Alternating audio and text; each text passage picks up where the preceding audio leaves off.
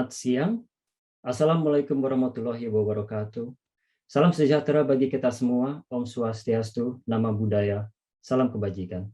Selamat datang pada para hadirin yang telah hadir hari ini di sesi 2 ini, di mana kita akan membahas peran teknologi dalam pengadaan air bersih dan sanitasi dan juga berbasis masyarakat.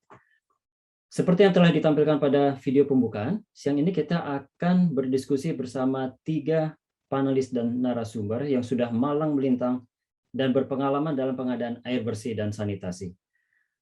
Tentu keberadaan Profesor Joni Hermana yang mewakili Teknik Lingkungan ITS, ada sedikit koreksi dari video pembukaan, dan juga Ibu Novi Rindani, Ketua CPMU Pamsimas dari PUPR, dan juga Ibu Asri Indiani, Subkoordinator Perencanaan Air Limbah Domestik dan Drainase Lingkungan, sangat relevan dalam topik ini.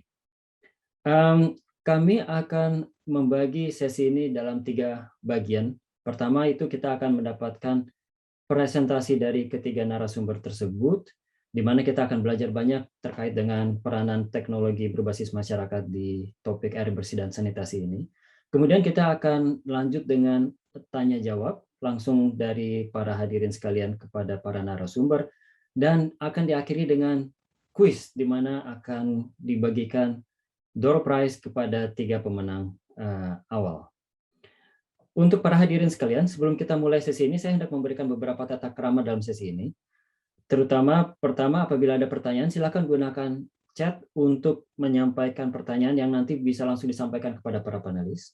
Kemudian mikrofon mohon untuk senantiasa dimatikan selama sesi ini dan dapat diaktifkan ketika sesi tanya jawab.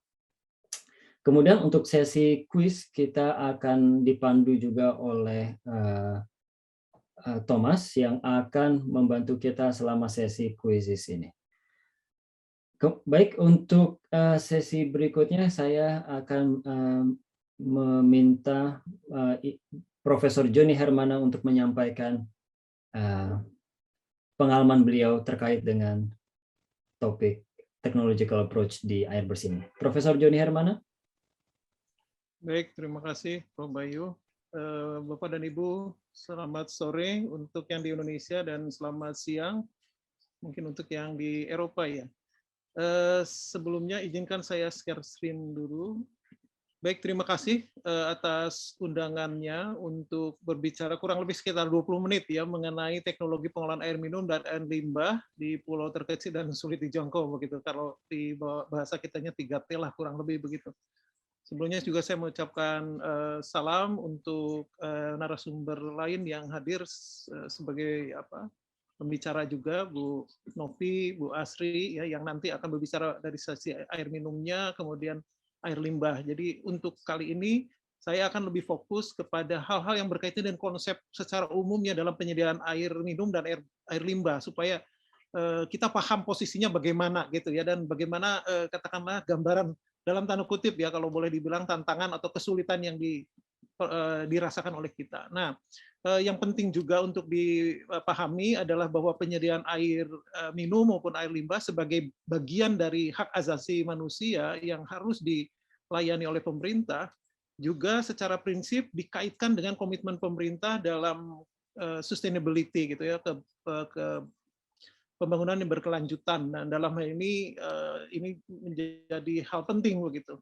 Kalau kita coba lihat dari apa yang sudah kita pahami tentang SDGs ini, berawal dari Millennial Development Goals ya, yang pada prinsipnya berakhir tahun 2015 lalu, di mana dalam proses ini ada 3 pilar yang melatar belakanginya atau yang menyangganya begitu ya, people, planet, and profit, dengan 8 goals.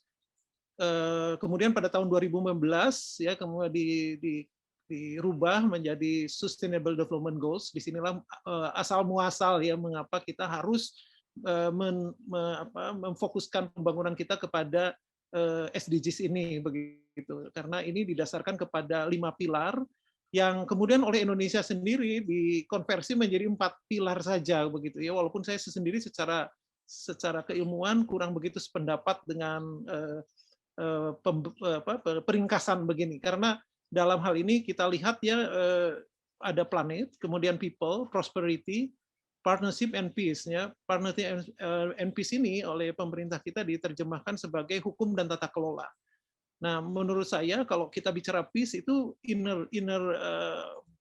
inner business gitu ya, sehingga tidak sekedar dilihat dari kerangka hukum saja dan manajemen. Saya pikir begitu, sehingga seharusnya ini menjadi satu bagian terpisah karena menyangkut well-being dan perasaan aman dan adil begitu ya. Dan ini menurut saya seharusnya tetap 5 pilar. Tapi apapun lah gitu, ini menjadi kebijakan kita di Bappenas.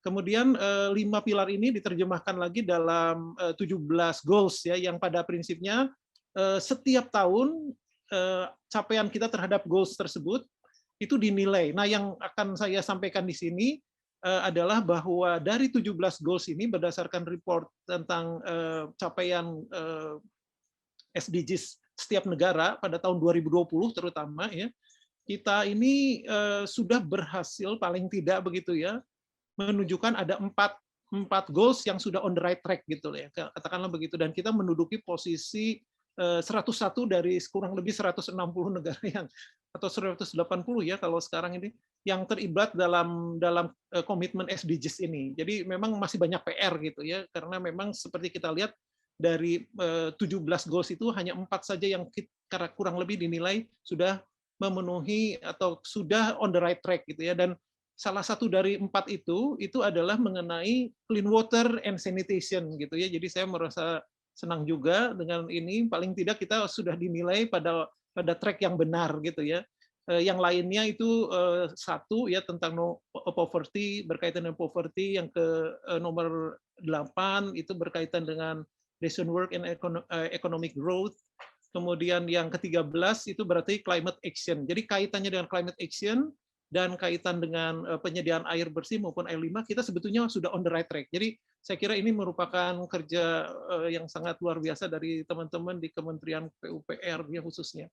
Nah, dalam upaya untuk menyelesaikan atau mencapai mandat Agenda 2030 sesuai dengan komitmen pemerintah Indonesia, dalam penyediaan air minum ini hanya sekedar gambaran saja bahwa kita itu menggunakan beberapa pendekatan ya dalam proses penyediaannya itu. Di mana dalam hal ini ada beberapa kategori yang sudah dicoba dipetakan, dari mulai tidak ada akses ya, kalau misalnya kita mengambil air secara langsung dari badan air gitu ya, tanpa ada perlindungan, tanpa ada pengolahan, itu kita masih dianggap tidak ada akses sebetulnya gitu. Yang kedua, aksesnya tidak layak, misalnya mengambil dari sumur ya, bukan lagi air pumpakan, misalnya sumur dan sumber air tapi tidak ada perlindungan, itu juga dianggap masih sudah ada akses tapi tidak layak begitu ya. Kemudian kalau akses layak ya, kalau kita misalnya di sini lihat itu ada beberapa kriteria di sini dan berkaitan dengan jarak ya, ada yang akses terbatas, ada yang dasar saja begitu, ada lagi yang akses aman. Nah, yang ingin dicapai itu layak dan aman sebetulnya, tapi khususnya yang aman tadi. Nah, kelihatannya ini gampang ya sebetulnya gitu kalau lihat dari ininya, hanya menyediakan sistem perpipaan, kemudian diolah, kemudian didistribusikan dan memenuhi standar kualitas air minum. Tapi pada kenyataannya, kalau kita bicara soal pengadaannya, itu jadi lain ceritanya. Soal keberlanjutannya sendiri, kalau di dalam beberapa standar internasional itu pun dinilai dalam beberapa dimensi. Tapi saya kira ini kita tidak terlalu fokus ke sini ya. Nah, tentang masalah penyediaan infrastruktur itu yang menjadi poin di sini ingin saya sampaikan gitu ya, itu berkaitan dengan rencana jangka menengah pemerintah yang pada prinsipnya menyediakan 10 juta sambungan rumah untuk air minum dan akses sanitasi sehingga mencapai kurang lebih 90%. Jadi artinya tahun 2024 pemerintah sudah menargetkan akses air minum layak itu 100%. Dari 100% itu yang aman kurang lebih sekitar berapa ya, 15% begitu, itu yang aman gitu. Kemudian untuk sanitasi yang layak itu 90%. Nah, yang menarik itu ya kalau kita lihat dari struktur anggarannya. Ini untuk menggambarkan bagaimana permasalahan mungkin yang bisa terjadi ya. Kalau seperti air minum itu penyediaannya itu kurang lebih 123 triliun dalam 5 tahun itu. Kurang lebih 5 tahun ya untuk RPJMN ini. Dan strukturnya itu dari 123 itu kurang lebih 50% itu APBN, sisanya itu APBD dan KPBU. Sementara untuk air limbah, APBN-nya tuh 70%-an, 50% gitu ya.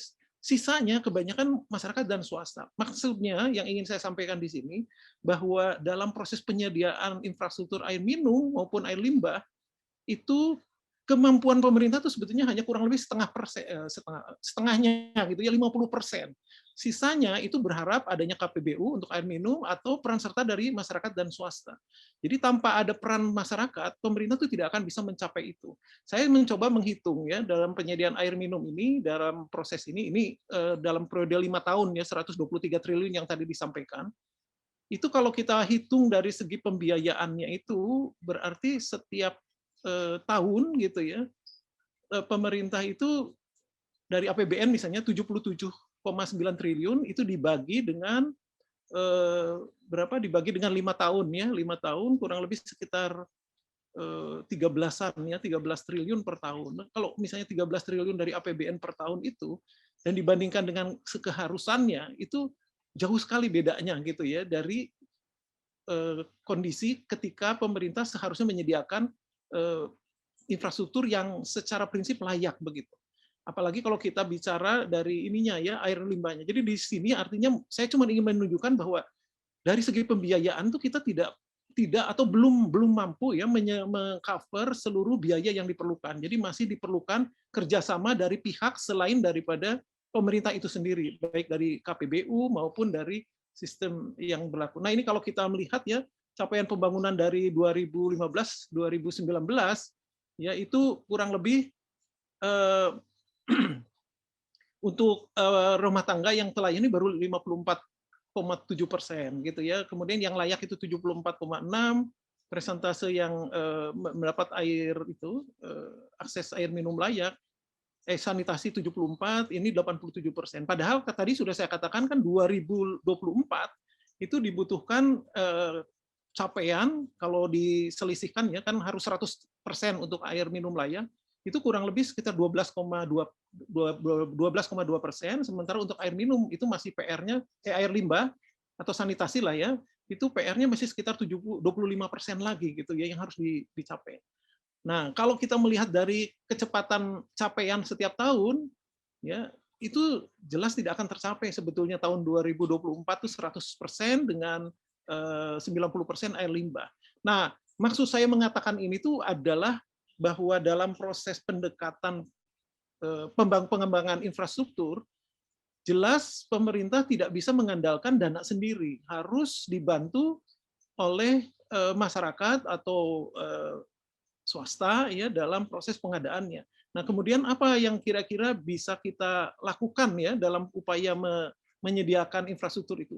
Khususnya itu di beberapa wilayahnya. Ini saya cuma mau mencoba memperlihatkan secara infrastruktur fisiknya mana kira-kira yang menjadi kewajiban katakanlah ya jadi pemerintah, mana yang kewajiban non pemerintahnya. Nah, kalau kita melihat dari fisiknya ternyata ya spam yang diselenggarakan itu ada yang di wilayah perkotaan, ada yang di wilayah pedesaan gitu ya. Dan dalam proses perkotaan pun ada beberapa pembagian wilayah yang pada prinsipnya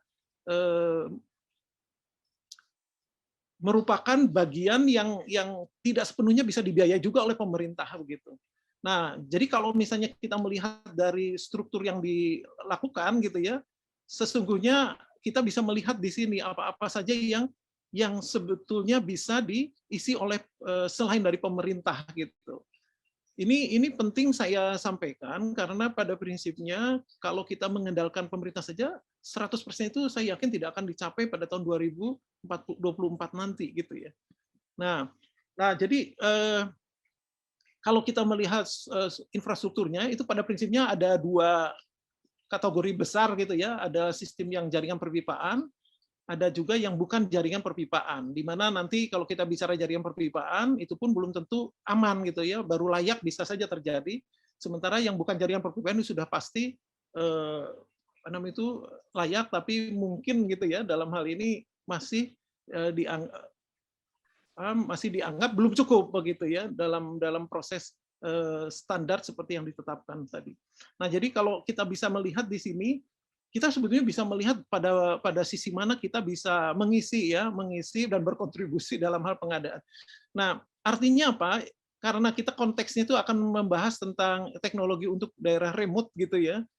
Sesungguhnya kalau melihat dari struktur tanggung jawab dari masing-masing itu, kemudian ketersediaan dana, sesungguhnya yang harus kita coba kembangkan itu adalah teknologi di daerah remote atau daerah yang tidak terjangkau yang berbasis kepada masyarakat gitu. Jadi intinya sebetulnya teknologi berbasis masyarakatlah yang akan lebih banyak berperan ke depan itu ya, apabila kita berkehendak untuk mencapai targetnya gitu ya. Dalam sanitasi juga kurang lebih sama ya, kita mungkin waktunya tidak terlalu banyak sehingga saya coba cepat saja.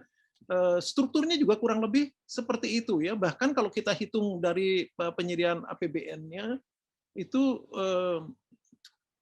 kurang lebih sama dengan air minum kasusnya itu gitu ya. Artinya bahwa apa yang diperlukan sesungguhnya tidak sepenuhnya bisa dipenuhi oleh pemerintah, sehingga pemerintah masih mengharapkan adanya kontribusi dari masyarakat.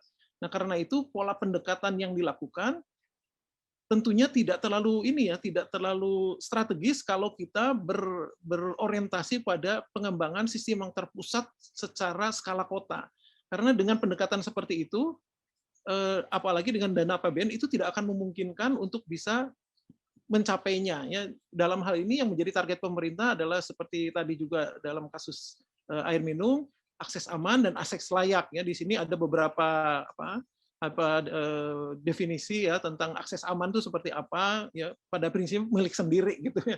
Kalau milik sendiri, kemudian menggunakan kloset leher angsa setidak-tidaknya, kemudian ada ditunjang oleh IPLT, pengolah lumpur tinja, disodot secara berkala, itu dikatakan sebagai aset aman. Tapi kalau misalnya hanya layak saja, bisa jadi itu merupakan milik bersama ya, dan proses penyedotannya juga tidak berlangsung secara tidak berkala. Tapi sudah ada IPLT-nya gitu ya. Nah, kembali lagi yang ini hanya ingin sebetulnya meng-highlight ya, supaya kita juga paham bahwa kalau ketika kita melakukan atau menyediakan infrastruktur sanitasi itu fungsinya sebagai apa? Sebetulnya yang paling utama, infrastruktur sanitasi itu tujuannya yang pertama kali itu sebetulnya untuk melindungi kesehatan masyarakat dan melakukan proses perbaikan kualitas lingkungan. Jadi kalau misalnya dasarnya hanya untuk mencegah supaya tidak terjadi penyebaran penyakit ya, dan tidak menjadi pencemaran ke lingkungan, itu sebetulnya minimal cubluk aja sudah bisa, apalagi di pedesaan gitu ya. Tapi kalau misalnya kita bicara tentang konservasi lingkungan perairan karena kita ingin memanfaatkan lagi, maka cubluk saja tidak cukup, harus ada IPLT, tangki septik, small bore sewer dan sebagainya. Tapi kalau fungsinya ditingkatkan lagi untuk estetika kota, maka sistem perpipaan itu diperlukan gitu. Tetapi kalau apabila kita ingin memanfaatkan lebih jauh lagi sebagai upaya daur ulang, maka harus ada tambahan lagi gitu. Jadi secara prinsip penyediaan atau pengolahan air limbah itu secara berjenjang itu bisa kita ikuti sesuai dengan tujuannya gitu ya. Jadi karena itu kalau misalnya kita hanya mengkombinasikan beberapa tangki septik dan toilet secara umum yang sehat itu sudah cukup sebetulnya dalam kondisi di mana wilayahnya remote ya, jauh, sehingga secara kesehatan gitu itu sudah memenuhi syarat sebetulnya.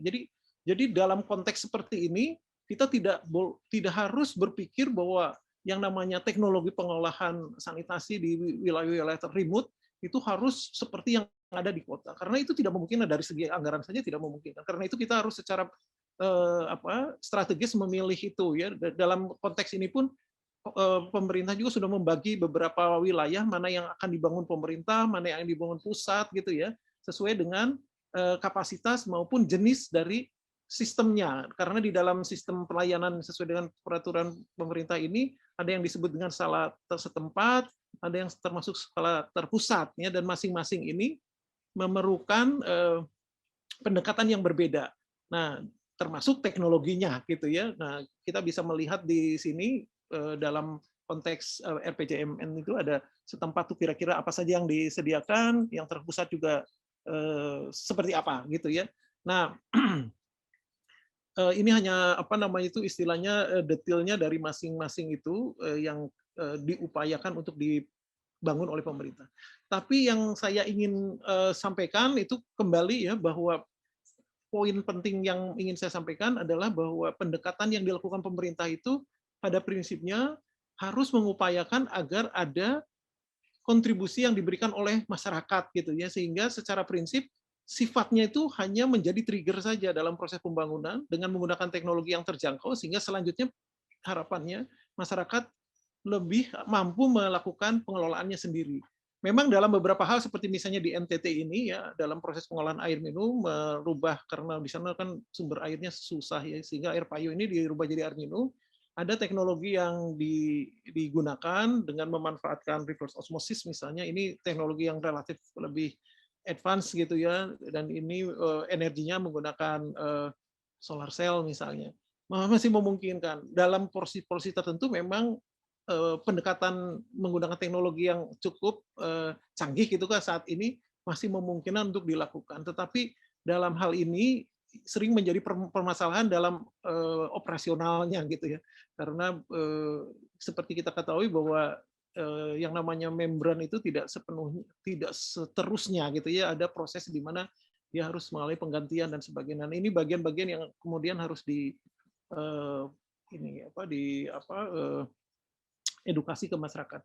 Nah, kalau kita mencoba membandingkan gitu ya dengan cara pengelolaan air yang dilakukan di negara tetangga di Australia misalnya, pada prinsipnya juga mereka melakukan hal yang sama ya, bahwa untuk proses-proses yang berkaitan dengan wilayah-wilayah yang sulit terjangkau, maka mereka mencoba melakukan proses-proses pengolahan secara paket begitu ya, dengan menggunakan sumber energi yang berasal dari matahari misalnya, sehingga dalam hal ini proses pengolahan bisa dilakukan di tempat tanpa harus melakukan perjalanan distribusi yang cukup jauh gitu. Nah, ini beberapa contoh bagaimana sistem paket ini dikembangkan. Ya, memang di sana karena sudah secara ekonomi sudah maju untuk membangun sistem seperti ini tidak menjadi masalah, tetapi bukan berarti bahwa kita tidak bisa gitu ya untuk menyediakan sistem yang terjangkau.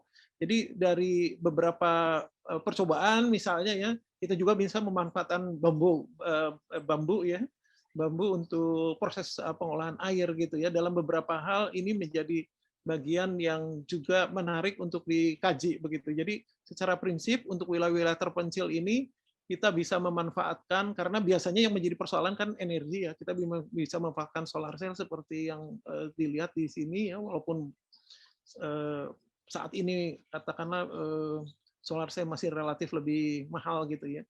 Atau kalau memungkinkan menggunakan biosolar gitu. Tetapi yang menarik saya ingin menyampaikan bahwa di Eropa misalnya itu ada suatu konsep di mana setiap bagian dari proses yang terjadi di dalam wilayah terpencil itu diolah sedemikian rupa sehingga dapat dimanfaatkan kembali ya, dari sistem air limbahnya, dari air hujannya, dari air yang payonya, kemudian dari pemanfaatan ini tanaman, pemanfaatan air irigasi, semua diputar gitu ya, sehingga secara prinsip terjadi water loop yang membuat wilayah tersebut menjadi nilai tambah, bahkan menjadi tujuan pariwisata. Nah, mungkin konsep yang ingin saya ajak kita untuk memikirkan bersama gitu adalah memanfaatkan semua aspek yang ada di dalam siklus hidrologi maupun siklus ekosistem di dalam pulau tersebut sehingga semua termanfaatkan. Jadi ini misalnya seperti ini ya, mengolah air limbahnya, mereka memanfaatkannya untuk dibuat semacam wetland, kemudian dimanfaatkan untuk tanaman-tanaman di sana, kemudian juga memanfaatkan ini air irigasi ya, juga untuk direklamasi, sebagian dimanfaatkan untuk tanaman juga, kemudian ya air hujan gitu ya, juga termasuk yang digunakan sebagai persediaan air, atau di sisi lain juga untuk tanaman. Kemudian ini masih juga air minum dimasukkan sebagai cadangan air minum aquifer gitu ya, dan di atasnya digunakan tanaman, kemudian memanfaatkan juga proses green greenhouse gas, greenhouse, prinsip greenhouse, rumah kaca ya, melakukan proses pengolahan air gitu ya, air tawar dari air asin. Nah, jadi maksud saya bahwa untuk proses pengolahan di wilayah yang terpencil, kita bisa memanfaatkan teknologi yang ada dan memanfaatkan semua sumber daya yang ada di sekitar, sehingga secara prinsip terjadi proses resirkulasi yang pada prinsipnya menjadi keunggulan tersendiri, sehingga ini menjadi bagian dari ekowisata gitu ya. Jadi saya pikir itu suatu hal yang menantang ya, kita sebagai negara kepulauan tentunya banyak hal-hal yang menjadi pembelajaran, bahkan seharusnya kita menjadi contoh bagi negara lain. Jadi saya kira itu yang ingin saya sampaikan. Terima kasih atas perhatiannya. Saya kembalikan kepada Prof. Bayu. Terima kasih. Terima kasih Profesor Joni atas pemaparan terhadap peran dari masyarakat untuk mencapai target dari pemerintah pada tahun 2024. Saya juga sangat setuju bahwa untuk dapat mencapai 100% itu butuh kerjasama bukan hanya dari pemerintah, tapi juga dari masyarakat, dan tentunya juga dari institusi pendidikan di mana kita dapat menyediakan teknologi yang dapat digunakan oleh masyarakat. Saya akan mengundang narasumber berikutnya, Ibu Novi. Namun sebelum saya persilahkan Ibu Novi untuk memberikan presentasi yang terkait dengan air bersih, saya ingin menyampaikan kepada para hadirin bahwa nanti kita akan ada kuis, dan bagian dari kuis itu adalah pertanyaan-pertanyaan yang merupakan bagian dari presentasi para narasumber. Jadi ingat informasi yang diberikan di slide-slide, mungkin itu akan muncul di pertanyaan-pertanyaan nanti, dan tentu ada door prize seperti yang sudah saya sampaikan sebelumnya, dan cukup besar door prize-nya. Baik, Ibu Novi, saya persilahkan untuk memberi materi terkait dengan air bersih. Ibu Novi. Baik, Prof. Bayu, terima kasih. Tapi mohon konfirmasi, Prof, untuk baik. Saya akan sampaikan filmnya. Terima kasih.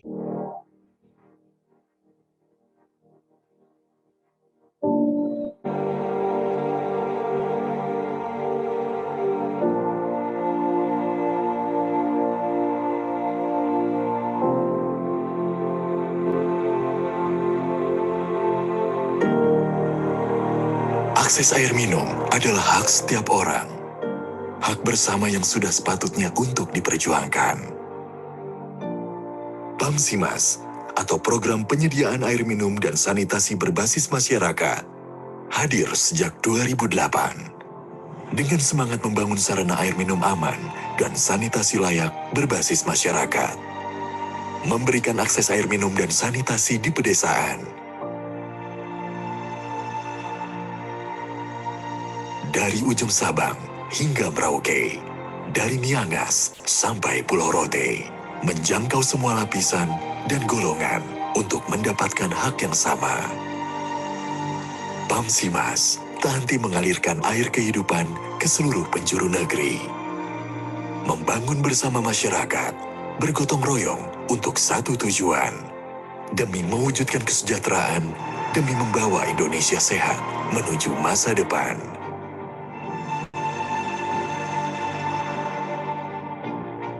Selama hampir 14 tahun, PAMSIMAS telah menambah akses air minum bagi lebih dari 24 juta jiwa dan akses sanitasi lebih dari 16 juta jiwa penduduk Indonesia. Membangun di lebih dari 35.000 desa dan kelurahan, menghadirkan pemerataan akses air minum di 33 provinsi. Menjangkau desa-desa terpencil di pelosok Indonesia, memberi harapan akan kesulitan hidup yang mereka hadapi. Tak hanya menyediakan akses air minum aman dan sanitasi layak, PAMSIMAS juga memastikan keberlangsungan dan keberlanjutan pelayanan air minum, sehingga terus memberikan manfaat kepada masyarakat untuk kehidupan jangka panjang yang lebih baik. Semua pencapaian ini adalah milik bersama. Seperti perjalanan air yang menemukan muaranya, seperti itu pula perjalanan kami. Tahun ini, Pamsimas berada di ujung perjalanannya. Perjalanan mengalirkan air ke semua sudut negeri belum berakhir. Tunai sudah janji kami, namun bakti untuk membangun negeri tak berhenti sampai di sini. Pemerataan akses air minum dan sanitasi layak harus tetap berjalan. Sebab kesejahteraan masyarakat perlu terus diupayakan. Ada semangat yang harus tetap terjaga, seperti perjuangan kami bersama masyarakat dalam menghidupkan mata air Nusantara.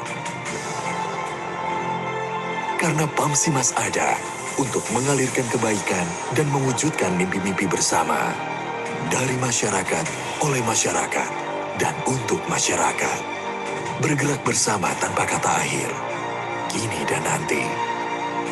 Demi masa depan bangsa, tanah air kebanggaan kita semua.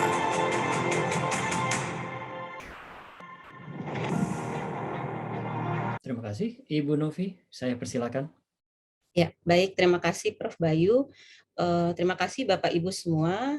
Bismillahirrahmanirrahim. Assalamualaikum warahmatullahi wabarakatuh. Selamat sore dan selamat siang untuk kawan-kawan yang di Belanda. Salam sejahtera, salam sehat untuk kita semua. Izinkan kami untuk mencoba menyampaikan sedikit paparan. Mungkin tadi gambaran umumnya bisa kita lihat pada video yang sudah kami sampaikan. Mudah-mudahan bisa menjadi gambaran apa sih itu Pamsimas.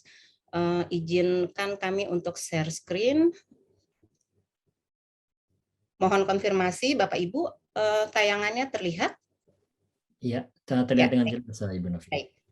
Baik, terima kasih Bapak Ibu. Pada kesempatan kali ini kami diamanatkan untuk menyampaikan program Pamsimas sebagai salah satu beneficiaries dan memanfaatkan inovasi teknologi di perdesaan.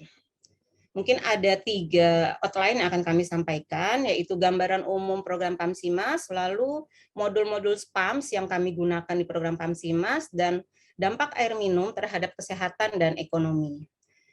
Jadi program Pamsimas ini merupakan program penyediaan air minum dan sanitasi untuk kawasan perdesaan dengan pendekatan berbasis masyarakat. Dan Pamsimas ini merupakan platform pembangunan air minum dan sanitasi di perdesaan dalam rangka mencapai akses 100%. Mungkin ada di sini ada menyebutkan sanitasinya, tetapi memang kami lebih kepada sanitasi sekolah dan perubahan perilaku, jadi pemicuan kepada masyarakat. Tetapi untuk pembangunan sarana sanitasinya memang tidak melalui program Pamsimas. Kalau untuk sarana sanitasi kami memang hanya memfokuskan kepada sanitasi di sekolah dasar, tujuannya untuk membawa perubahan, karena anak-anak ini akan menjadi agen-agen perubahan di rumahnya dan mereka akan menyampaikan ke orang tuanya agar berperilaku hidup bersih dan sehat. Dan untuk program Pamsimas sendiri ini sudah berjalan mulai dari tahun 2008 dan kita menyebutnya Pamsimas 1 dan berakhir di tahun 2012. Pada saat Pamsimas 1 ini memang baru 15 provinsi yang mengikuti dan jumlah kabupaten kota kurang lebih 110 kabupaten kota di kurang lebih 6.000 desa. Dan melihat keberhasilannya, tahun 2013 dilanjutkan program Pamsimas 2 sampai dengan tahun 2015. Nah, untuk Pamsimas 2 ini jumlah provinsi yang mengikuti bertambah 2 kali lipat, jadi menjadi 33 provinsi. Ini berarti semua provinsi sudah ikut kecuali DKI Jakarta, karena memang platform Pamsimas ini adalah di perdesaan, sedangkan di Jakarta tidak ada desanya. Nah, untuk Pamsimas 2 ini jumlah kabupaten kotanya juga bertambah 2 kali lipat menjadi 220 kabupaten kota. Dan lagi-lagi karena kontribusinya cukup banyak kepada masyarakat, maka pada tahun 2016 program Pamsimas kembali dilanjutkan hingga tahun 2021 ini, dan jumlah kabupaten kota yang mengikuti bertambah kembali menjadi 396 kabupaten kota. Jadi sudah hampir semua kabupaten kota sudah hampir semua kabupaten yang kita mengikuti program Pamsimas. Kami lanjutkan. Untuk tujuannya sendiri adalah meningkatkan jumlah penduduk di kawasan perdesaan dan peri-urban, yaitu di pinggir-pinggir kota, untuk mendapatkan akses air minum dan sanitasi yang berkelanjutan. Kenapa kita prioritasnya ke perdesaan atau pinggir kota? Karena memang untuk di perdesaan dan pinggir kota biasanya belum dilayani oleh PDAM. Jadi persyaratan Pamsimas ini memang bukan wilayah pelayanan PDAM, makanya memang berfokus kepada perdesaan. Nah, kalau kita lihat dari Perpres 18 tahun 2020 tentang RPJMN, ini disebutkan kurangnya akses air minum yang layak dan aman, mungkin tadi sudah cukup jelas disampaikan oleh Prof. Joni, apa itu air minum aman, apa itu air minum layak. Jadi di sini disebutkan dengan kurang akses air minum layak dan aman ini merupakan salah satu penyebab tingginya prevalensi penyakit yang disebabkan oleh air, antara lain diare, stunting, atau penyakit lainnya seperti tifus, disentri, kolera, meningitis, hepatitis, dan polio. Tetapi memang saat ini stunting ini yang sedang menjadi sesuatu yang mungkin sering sekali kita dengar, dan Pamsimas turut berkontribusi juga untuk pencegahan resiko stunting seperti itu. Dan di program Pamsimas sendiri ada 5 komponen program, dan juga perlu kami sampaikan program Pamsimas ini merupakan program kolaborasi. Jadi ada berbagai stakeholder yang terlibat di dalamnya, antara lain di Kementerian PU melalui Ditjen Cipta Karya, lalu ada di Kemendagri melalui Ditjen Bina Bangda dan Ditjen Bina Pemdes, ada dari Kementerian Kesehatan, lalu ada juga dari Kementerian Desa dan Bappenas. Nah, untuk program Pamsimas ini merupakan siklus yang saling berkait. Jadi untuk di komponen 1 adalah pemberdayaan masyarakat, pengembangan kelembagaan daerah dan desanya. Jadi memang basisnya Pamsimas ini pemberdayaan. Jadi memang kita harus melakukan pemberdayaan baik dari sisi masyarakatnya maupun dari aparaturnya. Lalu juga di Pamsimas ada komponen 2, yaitu peningkatan perilaku hidup bersih dan layanan sehat yang berbasis masyarakat. Jadi kami juga melakukan perubahan perilaku kepada masyarakat. Ini menjadi salah satu hal yang penting, sehingga dengan adanya rasa dari masyarakat untuk berubah, maka diharapkan bisa mempengaruhi kehidupannya dan akan meningkatkan hygiene dan sanitasi yang ada di lingkungannya.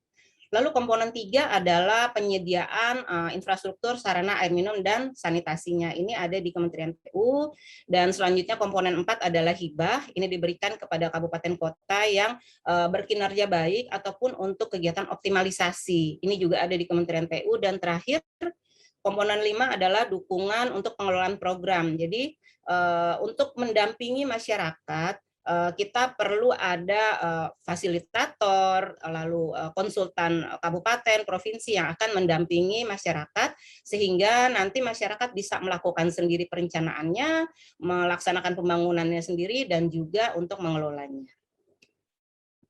Nah, untuk tahapannya sendiri, karena ini sifatnya adalah bottom up, semua dari bawah, jadi memang awalnya untuk program Pamsimas ini dari kabupaten akan melakukan sosialisasi ke tingkat desa, lalu nanti desa yang berminat akan menyusun proposal, lalu proposal ini akan diseleksi oleh tim kabupaten. Selanjutnya dari proposal yang memenuhi syarat akan di-list calon desa sasarannya dan dilakukan pemicuan kepada desa tersebut. Lalu nanti desa-desa yang masuk ke calon desa sasaran ini juga akan membentuk KKM, jadi kelompok swadaya masyarakat. Itu adalah perwakilan dari masyarakat yang nanti akan melaksanakan proses dalam pembangunan. Jadi untuk proses PKS dana BLM dari pemerintah ke desa nanti akan diwakilkan oleh KKM ini. Lalu juga dibentuk BPSPAM atau KPSPAM, ini juga wakil dari masyarakat yang nanti akan mengelola sarananya. Mungkin kalau kita ibaratkan dengan PDAM, nah ini PDAM-nya, jadi BPSPAM ini seperti PDAM-nya. Lalu akan disusun atau direview PJM proaksinya, lalu disusun rencananya, kita menyebutnya RKM, Rencana Kerja Masyarakat. Nah, RKM ini akan diverifikasi, dan RKM yang lolos nanti akan ditetapkan. Karena Pamsimas adalah kolaborasi, jadi ada yang didanai oleh APBN, itu di-SK-kan oleh Dirjen Cipta Karya, sedangkan sharing program yang didanai oleh APBD nanti akan di-SK-kan oleh Bupati. Nah, ini tadi kami sampaikan PAMSIMAS ini sharing program dan sharing pendanaan. Jadi di program PAMSIMAS ini ada beberapa opsi. Jadi untuk desa baru ini sharingnya 4:1. Jadi jika APBN menyiapkan dana untuk 4 desa, APBD wajib menyiapkan dana untuk 1 desa. Nah, di antara desa APBN dan APBD yang baru ini ada kontribusi dari APBD desa dan juga ada kontribusi dari masyarakat.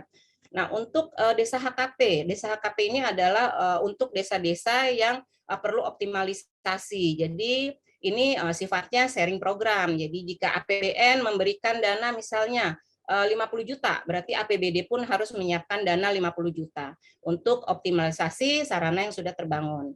Tetapi untuk hibah ini tidak ada sharing APBD desa dan hanya ada kontribusi dari masyarakat.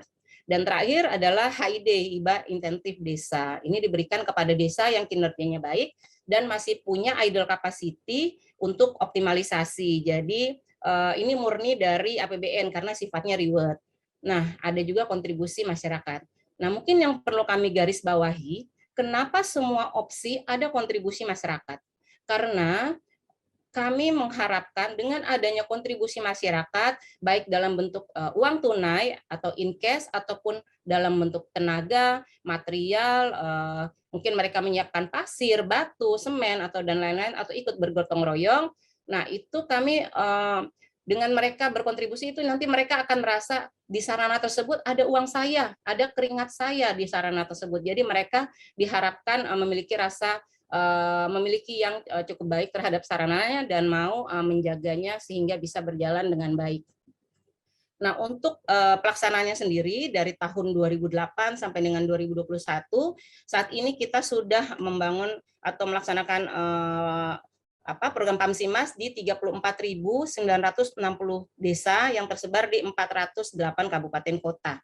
Jadi kalau kita lihat, ini kita sudah hampir melayani setengah dari desa yang ada di Indonesia. Desa di Indonesia ini memang terus berkembang, mungkin kalau tidak salah sekarang sekitar 75.000 desa, dan sekitar 35.000-nya sudah mendapatkan program PAMSIMAS.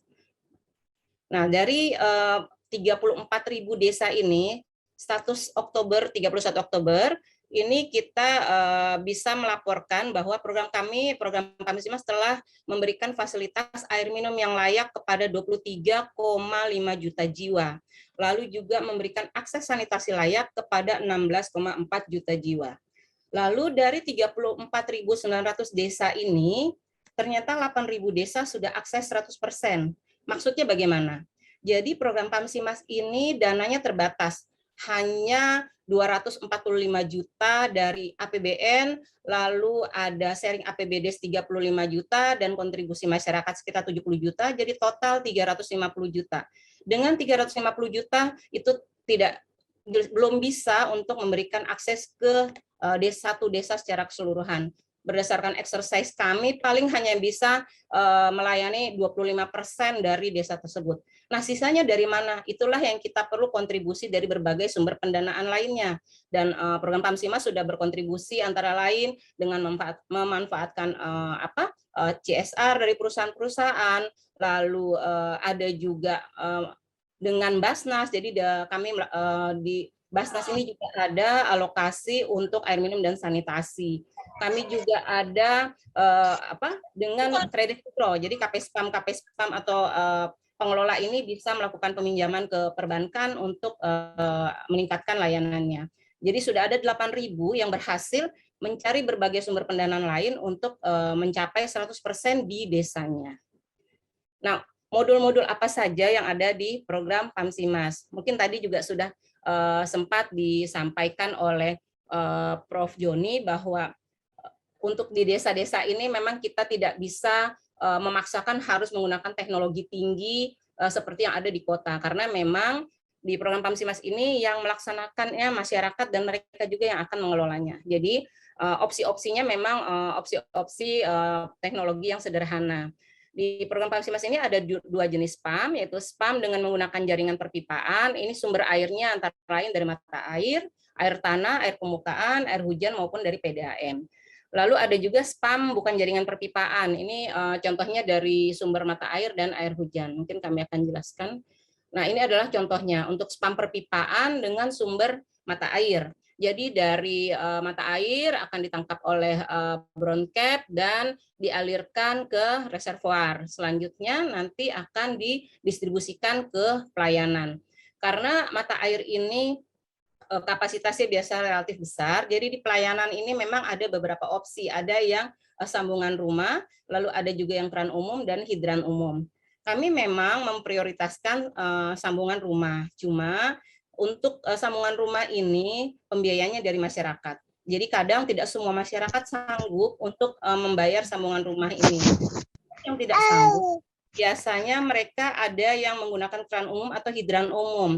Di masing-masing keran umum dan hidran umum ini ada koordinatornya yang nanti akan mengelola. Misalnya untuk keran umum ini ada 5 keluarga atau 10 keluarga, nanti mereka akan mengelola untuk pembayaran tarifnya melalui koordinatornya. Hal yang sama juga dengan hidran umum. Tetapi bagi masyarakat yang mampu memasang sambungan rumah, mereka lebih memprioritaskan sambungan rumah karena tidak perlu susah-susah untuk datang ke keran atau hidran umum ini.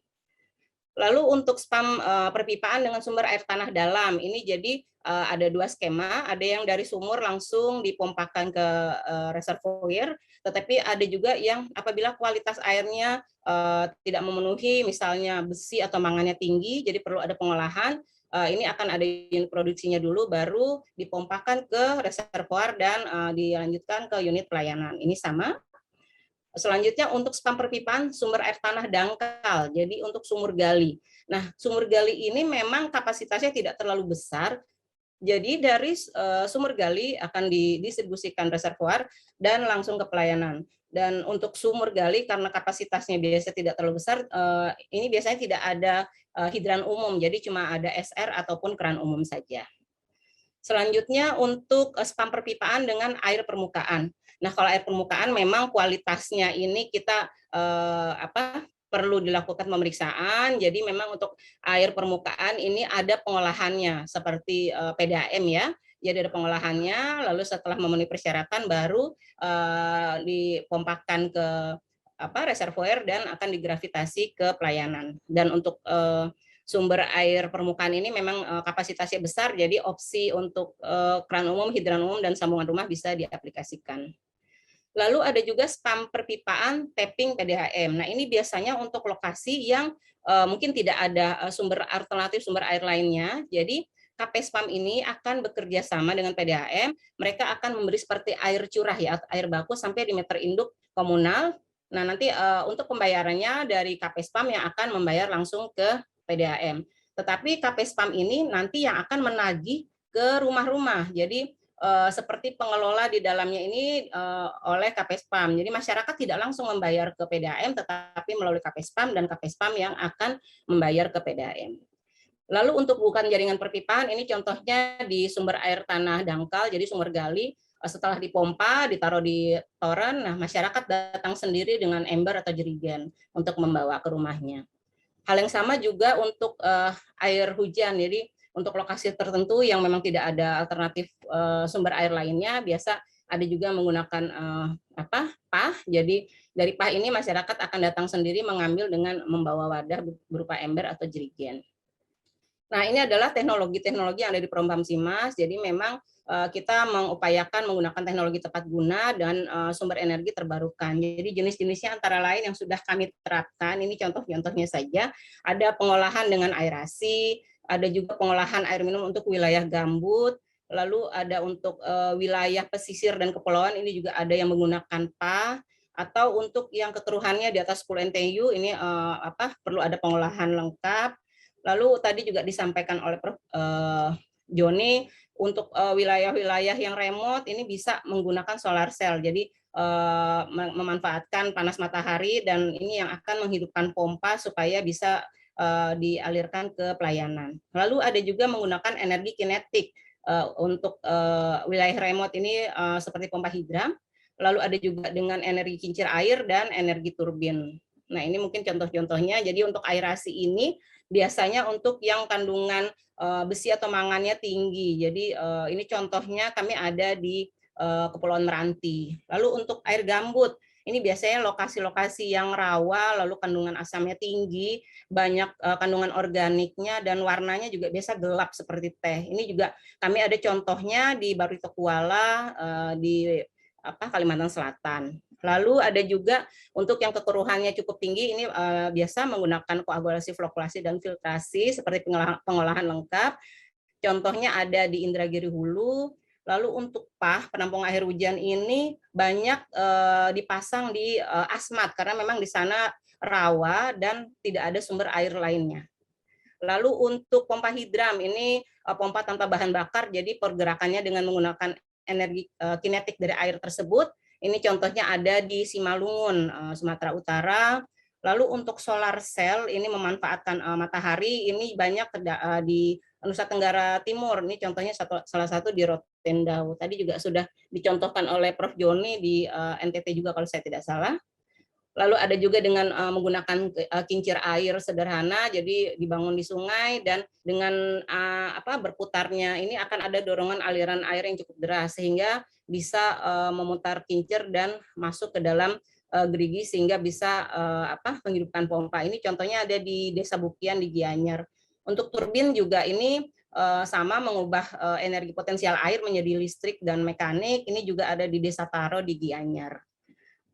Lalu untuk dampak terhadap kesehatan dan ekonominya seperti apa? Jadi dengan kita menyediakan akses air minum yang layak dan aman, antara lain dari sisi kualitas, memenuhi persyaratan Permenkes, dan mungkin sekarang sudah banyak dilakukan air pump. Lalu untuk peningkatan cakupan air minumnya secara dari sisi kuantitasnya dengan penurunan kebocoran atau memanfaatkan idle capacity, dan juga diharapkan adanya pasokan yang kontinu. Jadi jika keberlanjutan ini sarana ini berjalan sesuai dengan kualitas yang baik, lalu kuantitasnya cukup dan kontinu, mungkin kami yakin bisa meningkatkan hygiene dan sanitasi dari masyarakat, dan pasti akan berefek terhadap peningkatan derajat kesehatan masyarakat. Selain itu juga PAMSIMAS berkontribusi terhadap pencegahan intervensi stunting dengan menyediakan air minum dan juga sanitasi dalam perubahan perilaku. Jadi dengan stop buang air besar sembarangan dan adopsi cuci tangan pakai sabun, maka masyarakat akan menerapkan pola hidup dan bersih dan sehat sehingga akan terjadi penurunan kejadian diare dan penurunan resiko stunting. Ini contoh untuk best practice salah satu lokasi, jadi di Desa Sukalaksana di Garut. Mereka mendapatkan PAMSIMAS tahun 2012, lalu ternyata kinerjanya baik, mendapatkan hibah lagi tahun 2014, dan ternyata desa tersebut bisa akses 100%, sehingga mendapat lagi hibah insentif menuju air minum aman.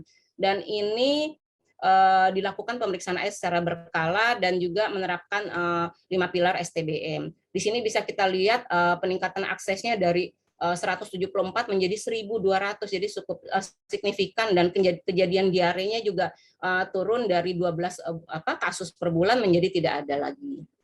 Lalu untuk dampak terhadap ekonomi bagaimana? Ini salah satu contohnya saja di Gianyar. Ini PAMSIMAS tahun 2017 dengan nilai RKM 215 ini, saat ini mereka sudah dapat melayani kebutuhan masyarakat untuk memenuhi 4K, dan dengan air yang memenuhi 4K ini, maka roda perekonomiannya akan meningkat di sana. Jadi waktu produktif masyarakat yang semula harus mengambil air cukup jauh, sekarang mereka sudah tinggal mengambil di rumahnya, sehingga banyak waktu yang bisa dimanfaatkan untuk kegiatan ekonomi. Lalu di sana juga berkembang ekonomi produktif seperti produk kerajinan, lalu peternakan, rumah makan, dan lain-lain. Hal ini berakibat akan berdampak positif terhadap pendapatan masyarakat dan juga pendapatan asli desa.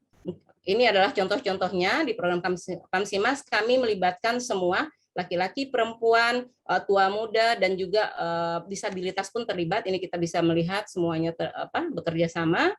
Ada ibu-ibu juga ada. Jadi kita untuk kesetaraan gender juga diperhatikan karena dipersyaratkan 40% itu harus ada wanitanya. Nah, ini untuk pelatihannya, jadi ada pelatihan keuangan, teknis, seperti itu. Dan kami juga memperhatikan kaum disabilitas. Ini kita bisa melihat untuk naik ke atas ini tidak dibuat tangga, tetapi railing agar kursi roda bisa naik. Lalu ada pegangan untuk orang manula seperti itu. Ini ada pegangan juga. Jadi diharapkan siapapun bisa memanfaatkannya. Mungkin demikian yang kami sampaikan. Mohon maaf, Prof, lebih dari 3 menit. Terima kasih. Assalamualaikum warahmatullahi wabarakatuh. Waalaikumsalam warahmatullahi wabarakatuh. Ibu Novi, terima kasih banyak atas paparan dari PAMSIMA. Saya sangat senang melihat perkembangan dari penyediaan air bersih di Indonesia yang juga didukung oleh kementerian dan juga dari masyarakat. Terutama senang melihat juga peran serta masyarakat juga termasuk dari proporsi wanita dan pria, tua dan muda, dan juga perhatian terhadap disabilitas yang ada di proyek PAMSIMA ini. Terima kasih lagi Ibu Novi. Ada beberapa komentar pertanyaan dari para hadirin sekalian, dan nanti kita akan kembali ke pertanyaan tersebut setelah presentasi dari Ibu Asri. Ibu Asri, saya persilahkan untuk menyampaikan program yang terkait dengan sanitasi. Ya, baik. Terima kasih Pak Bayu. Assalamualaikum warahmatullahi wabarakatuh. Selamat siang Bapak dan Ibu. Bertemu dengan saya Asri dari Direktorat Sanitasi Kementerian PUPR. Mungkin saya share screen sedikit dulu, izin share screen ya. Pada siang hari ini saya akan menyampaikan terkait kegiatan infrastruktur berbasis masyarakat, khususnya untuk sektor air limbah domestik. Seperti yang tadi sebenarnya sudah banyak disampaikan oleh Prof. Joni ya, gitu, bahwa sebenarnya secara internasional gitu ya, target SDG sudah sangat clear gitu ya, meminta kita melakukan action gitu ya terkait pengelolaan lingkungan dengan melakukan pengelolaan terhadap air limbah domestik yang kita lakukan gitu. Di 6.2 dan 6.3 sudah clear. Nah, target-target SDGs tersebut sudah dituangkan dan diadopt gitu ya dalam target-target kita nasional, baik untuk rencana pembangunan jangka menengah kita 2020 sampai 2024 yang tadi sudah mentargetkan akses layak dan akses aman, dan juga sudah ada juga PP nomor 2 tahun 2018 tentang standar pelayanan minimal. Kenapa ini saya angkat juga ya Prof. Bayu dan Bapak Ibu sekalian, karena sebenarnya dalam PP nomor 2 tahun 2018 sudah sangat menegaskan bahwa setiap warga negara Indonesia, berarti dimanapun dia tinggal gitu ya, berhak mendapatkan pelayanan pengolahan limbah domestik. Nah, bagaimana cara penyediaan akses tersebut gitu ya, akses pengolahannya itu yang menjadi tantangan saat ini gitu ya, seperti yang sebenarnya tadi sudah dijelaskan oleh Prof. Joni. Karena sebenarnya bukan hanya di bagaimana bisa menyediakan gitu ya, tetapi juga bagaimana kualitas yang disediakan. Itu yang selalu menjadi big question gitu ya. Mungkin dalam peningkatan akses kita selalu bicara akses layak gitu ya tadi, bahwa padahal secara international speaking gitu ya, kalau dulu akses layak mungkin masih dikenal sebagai improve akses gitu ya. Tapi setelah kita beralih dari MDGs ke SDGs gitu ya, akses layak itu beralih hanya sebagai sekedar basic akses gitu ya. Yang kita tuju di akhir nanti gitu ya, yang kalau menurut SDGs itu adalah di 6.3 gitu ya.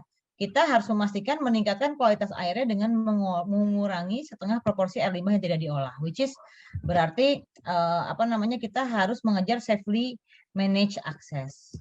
Nah, kenapa saya bicara tadi terkait PP SPM ini menjadi sangat penting, karena sebenarnya di seluruh mutu pelayanan dasar yang harus diberikan sebagai SPM gitu ya, kalau bicara di pedesaan dengan kepada penduduk kurang dari 25 jiwa per hektar, itu akses layak pedesaan itu masih boleh. Jadi kita bisa bicara bahwa sebenarnya kalau kita bicara di pedesaan dengan kepadatan yang masih jarang sekali, dan memang daya dukung lingkungannya masih memenuhi, karena sebenarnya kita mengolah air limbah itu, kalau kita prinsip air limbah bukan hanya untuk, salah satu yang utama kan tadi untuk agar menjaga derajat kesehatan masyarakat kita gitu ya, tidak terkontaminasi oleh air limbah yang kita hasilkan, tetapi juga salah satu yang utamanya itu adalah tadi menjaga kualitas lingkungan. Nah, oleh karena itu sebenarnya secara nasional targetnya sudah dibuat cukup berat gitu ya, bahwa akses aman itu adalah sebenarnya semua itu harus sudah safely managed. Jadi targetnya selain pedesaan yang masih boleh pakai cubluk kembar, sisanya semua harus punya akses minimal. Misalnya pakai tangki septik gitu ya kalau di rumah kalau mau yang sistem setempat, atau yang menggunakan sewerage baik yang small scale maupun yang scale besar gitu ya. Nah, tapi ketika kita bicara siapa duluan yang diprioritaskan untuk diberikan layanan, gitu ya, di dalam SPM pun diatur, karena kita tahu bahwa pendanaan yang dimiliki baik oleh APBN, APBD, gitu ya, itu sangat terbatas. Berarti kita harus sangat selektif, sehingga ada prioritasi, gitu ya, siapa sih yang berhak menerima layanan duluan. Diprioritaskan adalah warga negara berpenghasilan rendah terlebih dahulu, yang dianggap tentu saja akan sulit, gitu ya, untuk memiliki akses terhadap, untuk menyediakan secara mandiri atau self finance, gitu ya, untuk penyediaan air limbah domestik. Juga kita utamakan MBR-nya yang mana dulu nih. MBR-nya adalah yang berdomisili pada area berisiko pencemaran air limbah domestik dan dekat dengan badan air. Jadi itu yang menurut saya menjadi dasar yang sangat penting, gitu ya, dalam memahami bagaimana sih di Indonesia kita bicara pengelolaan limbah domestik yang mana duluan sih, gitu ya, dalam artian prioritasi. Nah, ini nyambung sekali kepada infrastruktur berbasis masyarakat nantinya, gitu ya, bahwa sebenarnya penanganan sanitasi di Indonesia, gitu, yang misalnya didanai oleh secara pusat, gitu ya, sebenarnya ada pembangunan macam-macam, gitu ya. Ada supporting untuk safely manage, yaitu instalasi pengolahan lumpur tinja. Karena kalau kita bicara misalnya masih menggunakan sistem setempat, yang mungkin Bapak Ibu sekalian biasanya kenal adalah tangki septik atau teman-temannya tangki septik, gitu ya, yang digunakan hanya antara 1 sampai 10 keluarga. Itu harus dilakukan yang namanya penyedotan secara berkala dan dibawa dan diolah lumpurnya untuk dibuang diolah di instalasi pengolahan lumpur tinja. Tanpa itu tetap tentu saja masih ada kemungkinan pencemaran lingkungan oleh lumpur yang dihasilkan ataupun oleh air limbah yang mungkin tidak bisa terolah maksimal ketika tangki septiknya masih penuh dengan lumpur. Selain itu juga ada juga IPAL yang skala regional, kota, ataupun yang skala lebih kecil, skala permukiman yang misalnya 50 keluarga, 50 jiwa sampai 20.000 jiwa, dan juga ada sanitasi berbasis masyarakat. Itu kalau kita bicara yang umum. Nah, sementara yang kita akan bahas pada siang hari ini adalah yang banyak berbasis masyarakat, di mana itu ada di kalau kita bicara adalah skala permukiman, dan juga ada di yang individual dengan sarana sanitasi di pendidikan, lembaga pendidikan keagamaan, dan sanitasi pedesaan padat karya. Infrastruktur berbasis masyarakat yang dilaksanakan oleh PUPR juga sebenarnya ini banyak juga direplikasi ya Bapak Ibu sekalian, melalui, kan kalau ini yang saya sampaikan ini ada di dana APBN yang dilaksanakan oleh Kementerian PUPR. Tetapi sebenarnya kegiatan-kegiatan seperti ini sudah direplikasi juga oleh teman-teman di kabupaten kota. Ada yang menggunakan dana APBD murni, ada yang menggunakan dana alokasi khusus dengan tujuan untuk penanganan sanitasi melalui pendekatan partisipatif masyarakat, di mana masyarakat itu kita tekankan peran serta aktifnya, baik dari perencanaan, pelaksanaan, serta pemeliharaan sarana dan prasarana. Nah, sebenarnya kalau untuk sanitasi, karena sanitasi di Direktorat Sanitasi itu mencakup air limbah dan sampah, itu ada 3 macam yang saat ini dilaksanakan. Ada sanitasi berbasis masyarakat, yang pedesaan padat karya, yaitu untuk yang setempat. Ada juga yang untuk sistem terpusat, yaitu Sanimas reguler. Sementara ada juga penyediaan MCK. Nah, kalau MCK ini khusus di sarana sanitasi di lembaga pendidikan keagamaan. Sementara untuk persampahannya ada pengelolaan sampah 3R, itu juga berbasis masyarakat. Nah, kalau kita bicara kenapa sih kita banyak bermain di level berbasis masyarakat, gitu ya. Karena selain peningkatan akses, kalau kita bicara tadi kan sebenarnya penyediaan prasarana sanitasi semasif mungkin itu adalah untuk meningkatkan akses dan memenuhi standar pelayanan minimal air limbah domestik di daerah masing-masing, gitu ya. Ini terutama untuk mendukung kabupaten kota, karena biasanya SPM itu adalah menjadi tanggung jawab kabupaten kota kalau di Indonesia, gitu ya.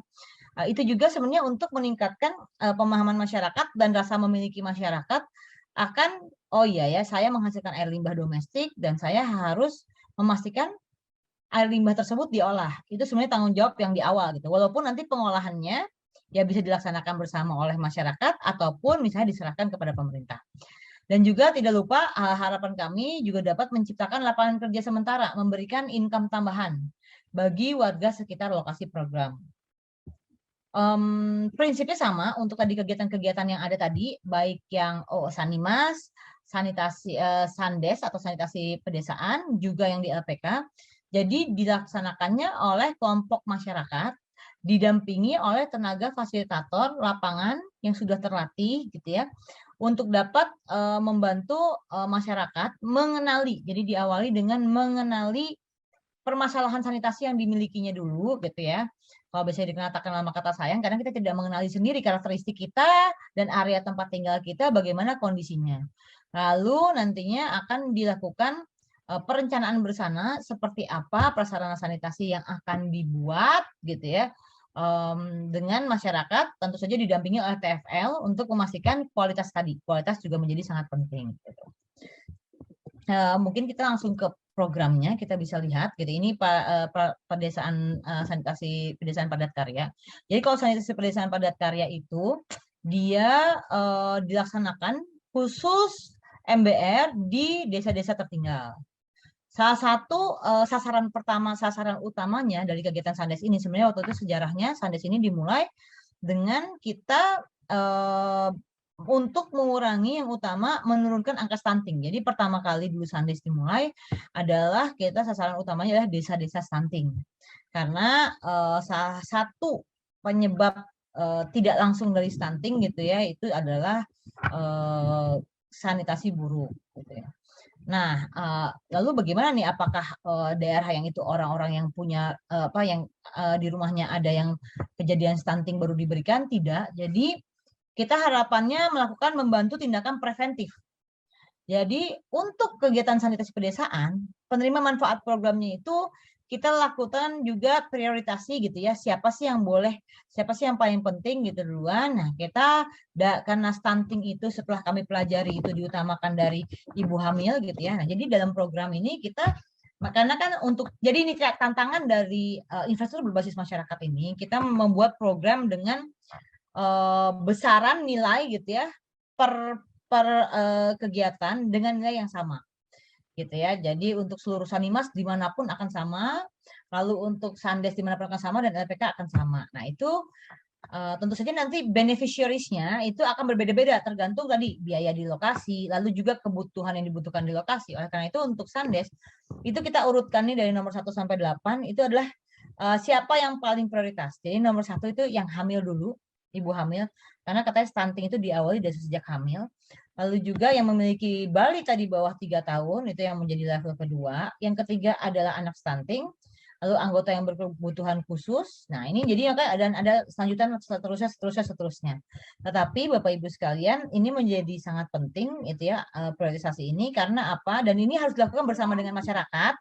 Kalau tidak dilakukan bersama dengan masyarakat yang ada, itu nanti biasanya suka ada terjadi konflik-konflik kecil gitu ya, bahwa saya merasa lebih layak daripada keluarga B gitu ya, keluarga A. Nah, tetapi makanya kita buat urutan yang detail seperti ini untuk menghindari gesekan-gesekan di masyarakat. Seperti itu. Memang challenge-nya adalah kita membuat satu program yang more or less harus bisa diterima di 515 kabupaten kota yang bisa mengakomodir at least gitu ya. Nah, itu yang sebenarnya menjadi tantangan untuk program-program berbasis masyarakat ini. Walaupun memang implementasinya bisa dilakukan banyak modifikasi, namun tetap secara koridor kami harus bisa membuat koridor yang bisa minimal diimplementasikan di berbagai tempat. Jadi yang dibangun kalau di sanitasi pedesaan ini itu bisa macam-macam. Bisa dia dari keseluruhan lengkap. Dari toiletnya, ada juga klosetnya, juga tidak lupa yang paling penting adalah ketika kita membangun kamar mandi dan toilet lalu leher angsanya itu harus dilengkapi dengan tangki septik dan bidang resapan. Tangki septik itu bisa sendiri, bisa bareng-bareng antar beberapa keluarga, tergantung nanti melihat kira-kira jarak antar rumahnya seperti apa. Ada juga yang sudah punya kamar mandi misalnya yang masih cukup layak gitu ya. Nah itu juga bisa hanya dibangunkan misalnya toiletnya saja, klosetnya gitu ya, ternyata klosetnya masih belum layak. Seringkali memang orang punya kamar mandi misalnya ya ada bentuknya gitu ya, tapi ternyata toiletnya tidak memenuhi kriteria gitu. Dia tidak pakai leher angsa misalnya. Sehingga kemungkinan kontak antara manusia dan kontaminan itu masih banyak gitu. Nah, itu yang menjadi kita hindari. Dan juga ada juga yang ternyata udah punya gitu ya, klosetnya udah oke, tetapi yang kita pastikan bahwa dia harus memiliki tangki septik dengan bidang resapan. Nah, untuk tangki septik yang dibangun gitu ya, kita punya standar minimal. Minimalnya itu adalah memenuhi SNI 2398 tahun 2017 gitu ya. Nah, memang kalau kita tahu sanitasi pedesaan ini memang masih ada titik yang belum tersentuh, yaitu grey water atau air limbah non kakus. Jadi kalau air dari kakus dan dari floor drain sudah bisa diolah bersama di tangki septiknya, tetapi karena kamar mandinya rata-rata itu masih di luar rumah, nah itu memang masih ada PR-nya, yaitu grey water yang dari rumah, dari dapur dan teman-temannya itu masih harus dilakukan pengolahan tambahan. Dalam program sanitasi pedesaan ini gitu ya, banyak sekali kita harus bisa melibatkan banyak pihak. Selain tadi masyarakatnya sendiri, lalu juga misalnya dari Kementerian PUPR ada PPK-nya tentu saja pemberi pekerjaannya, lalu ada tenaga fasilitator lapangan, kita juga punya pelaporan berjenjang. Karena saking banyaknya gitu ya, kita ada pelaporan berjenjang untuk dapat tadi memastikan reporting dan juga kita bisa memastikan kualitas pekerjaannya itu baik. Tapi selain itu juga ada support dari Pemda gitu, kabupaten kota, terutama untuk nanti ke depannya maintenance-nya, apalagi kalau kita bicara tangki septik itu kan harus ada tadi pengolahan penyedotan secara berkala. Nah, itu yang menjadi challenge karena banyak juga kabupaten kota di Indonesia, dari 500 kabupaten kota baru ada sekitar belum sampai 300 kabupaten kota yang memiliki instalasi pengolahan lumpur tinja. Nah, itu menjadi PR tambahan gitu ya, yang kalau misalnya kita membantu di desa-desa stunting tapi kita belum punya IPLT di kabupaten kota tersebut, nanti tidak bisa dilaksanakan penyedotannya. Jadi itu yang menjadi sangat penting dan menjadi concern kami, bagaimana pasca konstruksi dipastikan bahwa instalasi pengolahan yang dibangun itu dapat berfungsi dan memang bisa sesuai dengan yang kita rencanakan lebih dari 30 tahun ke depan harapannya. Nah, sampai tahun ini sudah terbangun di 3.085 desa sejak dimulai ya pilot project-nya di tahun 2018. Ini ada beberapa ya bentuknya mirip-mirip lah. Jadi dia banyaknya bilik WC-nya, ada tangki septik dan teman-temannya. Ada juga di daerah-daerah yang seperti ini nih, di daerah Terapung. Ini tangki septiknya biasanya berbeda gitu ya. Dia modifikasi dari yang ada di SNI. Biasanya ini bentuknya mungkin lebih yang dari fiber, bukan yang dibangun secara konvensional beton. Nah, kalau untuk sanitasi berbasis masyarakat, ini sedikit berbeda. Kalau tadi kita bicara di desa, sanitasi berbasis masyarakat itu mungkin lebih mendekat ke arah yang lebih mendekati ke arah perkotaan. Dalam artian, kepada penduduknya juga akan lebih dekat, gitu ya, di mana biasanya permasalahannya adalah lahan. Untuk pengolahan air limbah domestik atau untuk membangun selain ke bilik kamar mandinya untuk secara pribadi harus disediakan di tempat lain. Nah, untuk ini, untuk sanitasi Sanimas atau sanitasi berbasis masyarakat, gitu ya, kita punya memang program-program punya kriteria-kriteria khusus. Kalau tadi kan yang di sanitasi pedesaan itu kriterianya lebih ke penerima manfaatnya. Nah, kalau di Sanimas, gitu ya, kita punya persyaratan-persyaratan terkait lokasinya itu yang kalau kita, karena ini kan jaringan dengan jaringan perpipaan, kita harus pastikan bahwa di dalam dokumen SSK atau strategi sanitasi kota, jadi ini harus terintegrasi, itu sudah harus terdapat bahwa oke, daerah tersebut memang akan dilayani dengan sistem terpusat dan akan dilaksanakan mungkin cocok untuk berbasis masyarakat. Karena sebenarnya tantangan dari berbasis masyarakat itu juga adalah apakah warga masyarakatnya cukup komited untuk nantinya sanggup menjadi pengelola. Kalau memang tidak, mungkin kita perlu pertanyakan kembali dan mungkin lebih cocok kita arahkan ke yang mungkin berbasis institusional. Juga lahannya harus legal, karena ini kan tidak di rumah masing-masing ya, nanti akan jadi lahan bersama gitu yang digunakan. Lalu ada surat minatnya dari kabupaten kota. Jadi memang kalau Sanimas ini nanti ada kesediaan gitu menerima hibahnya wali kota dan bupati, serta memiliki OPD yang membidangi air limbah domestik atau persampahan dan juga memenuhi kriteria teknis lokasi. Gitu. Nah, Sanimas ini nanti modelnya itu dia bukan langsung kalau Sandes kan ada desa-desa stunting yang kita memang jadikan prioritas. Kalau Sanimas itu usulan lokasi-lokasi, long list lokasi itu diusulkan oleh kabupaten kota. Jadi kabupaten kota yang menyeleksi area-area mana atau misalnya RT atau RW mana sih yang kira-kira berpotensi dan memang tertarik untuk bisa tadi melakukan pengolahan air limbah domestiknya secara berbasis masyarakat. Secara skematis atau sistem sebenarnya hampir sama pengelolanya gitu ya, atau perangkat yang ada dalam program ini bagi dari perencanaan sampai tahap pasca konstruksi. Sebenarnya sama seperti prinsip PAMSIMAS tadi yang disampaikan oleh Mbak Novi gitu ya, di mana sarana prasarana sanitasi itu yang dibangun untuk Sanimas ini kita dapat ada menggunakan dan harapan kita memang ada swadaya masyarakat. Baik dana tunai misalnya mereka mau memasukkan uang dari masyarakat tersebut menggunakan, misalnya kita punya uang kan biasanya 500 juta ya untuk Sanimas gitu ya. Nah itu misalnya mereka ingin menambah item-item gitu ya, pekerjaan tambahan, nah itu dapat dipersilahkan. Namun juga dapat berupa non tunai atau in kind, berupa misalnya material. Misalnya mereka punya material-material yang bisa digunakan, langsung diberikan barangnya. Bisa juga misalnya tenaga kerja yang misalnya mau bekerja secara volunteer, misalnya konsumsi untuk kegiatan rapat dan lain-lain, misalnya seperti itu. Sementara APBN itu dia akan menanggung sejumlah sekitar 500 juta ya Bapak Ibu sekalian, namun dia itu kita punya aturan gitu bahwa minimal 60%-nya itu sebagai bahan bangunan. Karena kegiatan Sanimas ini sebenarnya sudah hidup dari tahun 2005, sudah 16 tahun, dan mekanisme programnya sudah banyak terjadi perubahan dari tahun ke tahun gitu ya. Itu dari hasil evaluasi secara tahunan. Jadi memang untuk saat ini yang paling cocok dan paling pas adalah kita membuat seperti itu. 60% untuk material bahan bangunan minimal dan maksimal 35% untuk upah. Nah, kalau dulu pas awal Sanimas itu kita masih banyak membangun MCK juga untuk Sanimasnya. Jadi pilihannya MCK atau mau bangun IPAL-nya saja. Tapi setelah kita evaluasi after first 5 years implementasi Sanimas, kita lihat bahwa setelah merasakan Sanimas itu enak, punya MCK, punya WC yang bagus, orang-orang itu banyak akhirnya mulai membangun WC di rumah masing-masing.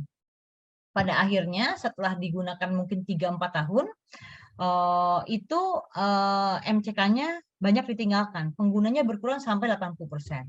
Oleh karena itu, kita untuk bicara keberlanjutan, sustainability-nya juga, kita sekarang memang mengutamakan pembangunan itu adalah lebih ke jaringan perpipaannya, sambungan rumahnya sampai ke IPAL. Minimal satu kegiatan itu minimal 70 keluarga.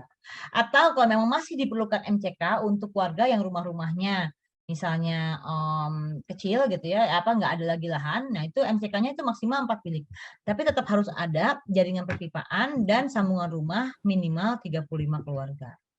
Sebenarnya kalau secara sistem ini sama prinsipnya gitu ya, semua itu kita mengacu kepada Permen nomor 4 tahun 2017 secara sistem, dan sebenarnya keunggulan dari Sanimas ini adalah seluruh air limbah domestiknya dapat diolah, kita pastikan gitu ya, karena dari kamar mandi, dari dapur, dari wastafel, semua itu bisa semua diolah di IPAL. Ini juga jaringan perpipaannya, namun mungkin jaringan perpipaannya banyaknya sederhana ya, yang paling digunakan itu adalah pipa 8 inci. Sementara untuk IPAL-nya kita banyak menggunakan, sebenarnya inovasi yang digunakan adalah kita bisa menggunakan badan jalan atau area-area yang mungkin nanti bisa digunakan lebih lanjut lagi, misalnya area bisa digunakan lapangan olahraga, ada juga yang kadang-kadang menjadi misalnya nanti atasnya bisa digunakan untuk area pertemuan. Jadi mungkin yang biasanya tanah lapang yang digunakan area pertemuan kita ambil sedikit untuk IPAL-nya. Dengan luasan biasanya IPAL-nya sekitar 4-5 meter dikali 6 meter atau 8 meter. Nah juga penggunaan prosesnya kalau zaman dulu gitu ya, mungkin hanya sekedar anaerobic filter atau anaerobic buffer reactor. Ke sini gitu ya, untuk memenuhi baku mutu Permen LH sudah dilakukan inovasi-inovasi seperti penambahan adanya aerasi, dan juga di beberapa tempat sudah mulai digunakan desinfektan, karena memang untuk memenuhi Permen nomor 68 tahun 2016 itu perlu penggunaan desinfektan.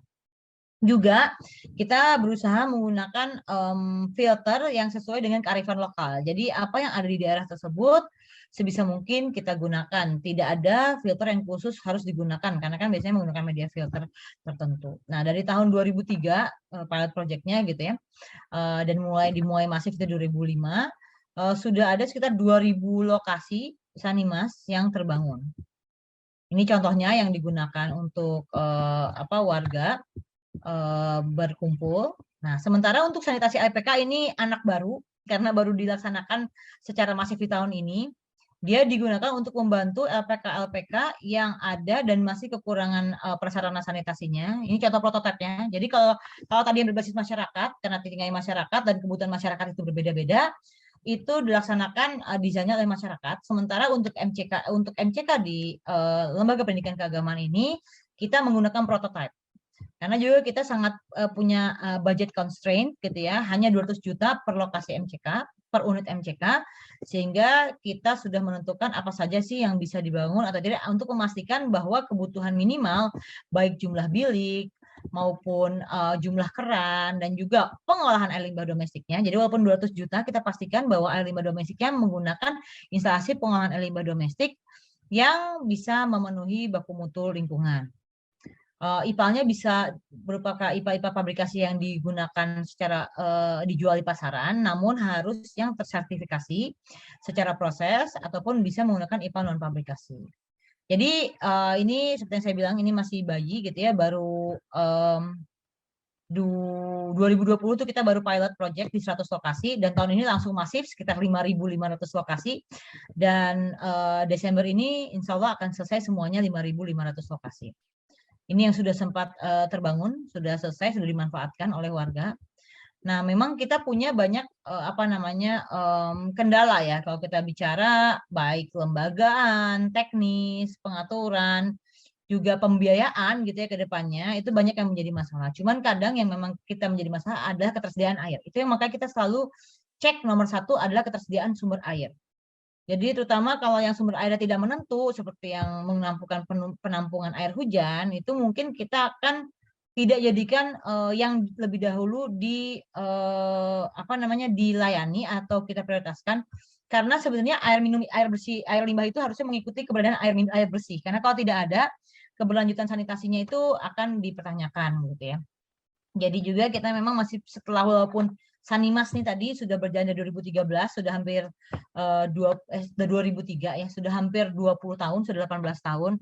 Memang kita masih punya item-item yang memang perlu kita cari bagaimana solusinya gitu ya, seperti bagaimana masyarakat yang ternyata anget-anget tai ayam gitu ya, yang mungkin di awal semangat, di akhir ketika sudah mau mengelola malah jadi memble, tidak bayar iuran gitu ya, dan juga mungkin banyak juga yang ngerasa ya kalau di MCK nih yang baru gitu ya, ada yang baru 2 bulan sudah mulai banyak yang rusak barangnya karena mungkin tidak mengerti terkait SOP pengelolaannya. Nah, itu yang menjadi tantangan saat ini. Selain itu juga tantangan kita di Indonesia gitu ya, adalah daerah-daerah yang sulit atau spesifik gitu ya.